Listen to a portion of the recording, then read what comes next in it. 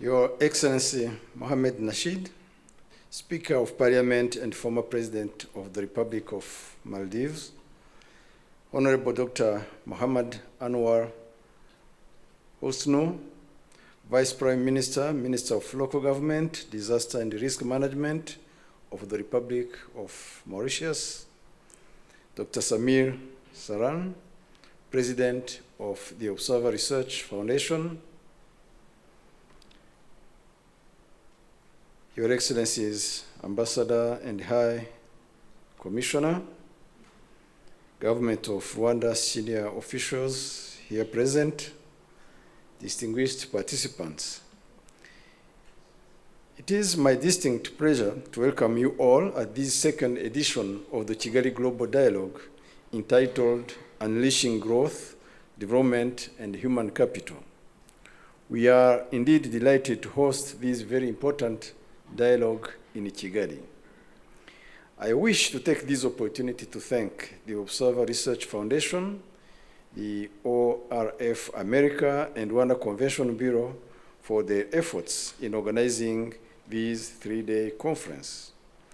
I'm sure that this will be a great occasion to reflect on the critical sustainable development challenges facing our countries today and discuss various opportunities that can be exploited to ensure inclusive economic recovery.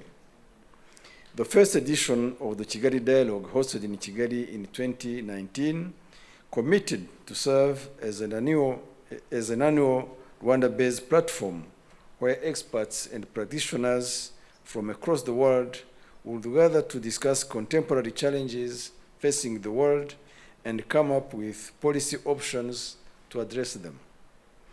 Since the previous dialogue, the world has witnessed economic disruptions due to the devastating effects of the COVID-19 pandemic.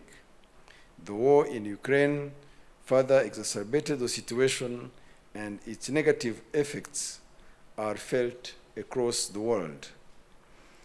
The focus areas of this year's dialogue are therefore timely focusing on resilience, climate change, health, digital transformation, and global governance.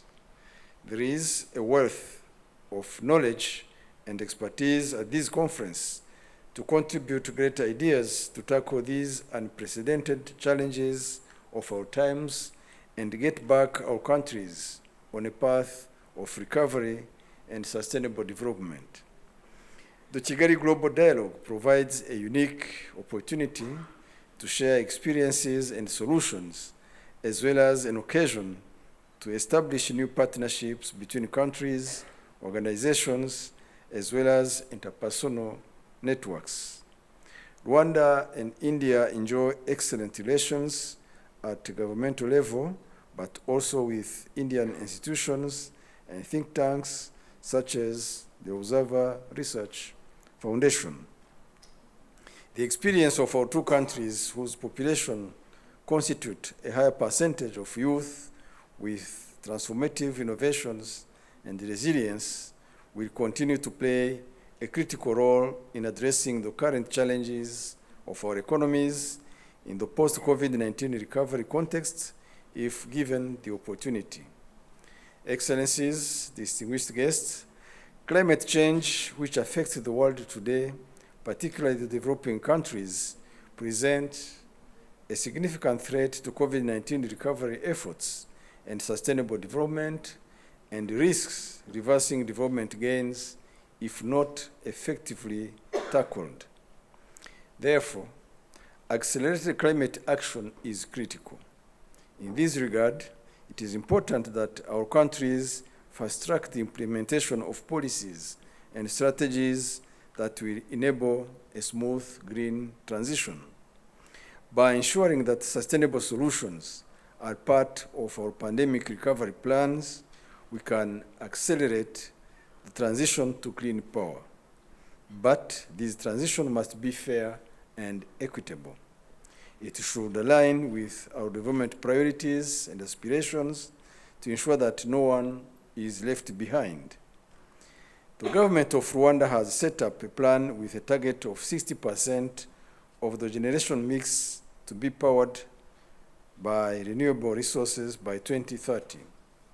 In the health sector, the outbreak of COVID-19 exposed the huge disparities as well as weaknesses in the global health systems. Focused attention on building resilient health systems so that our countries are better prepared to prevent, detect, respond, and recover from health emergencies is key. In this regard, Rwanda this year embarked on the construction of a vaccine manufacturing plant in Kigali in partnership with BioNTech. The facility will be instrumental in strengthening our health system and prevent eventual diseases, not only in Rwanda, but on the entire African continent as well. In the framework of the African Union, African countries are working towards strengthening health capabilities. I'm happy to inform you that Rwanda was recently chosen by the African Union member states to host the African Medicines Agency. We look forward to operationalizing this important regulatory body, which will go a long way to support the development of the pharmaceutical industry on our continent. On the economic front, our recovery in the post-COVID period will rely on increased trade and investments among countries. Leveraging opportunities created by the Africa Continental Free Trade Area to promote investments on the African continent will be central. Excellencies, distinguished guests, in conclusion, let me once again thank the Observer Research Foundation, the ORF America, and the Rwanda Convention Bureau for organizing this important dialogue and for creating a meaningful platform of engagement. I look forward to insightful discussions during the course of the next 2.5 days. I wish you a fruitful engagement and thank you for your kind attention.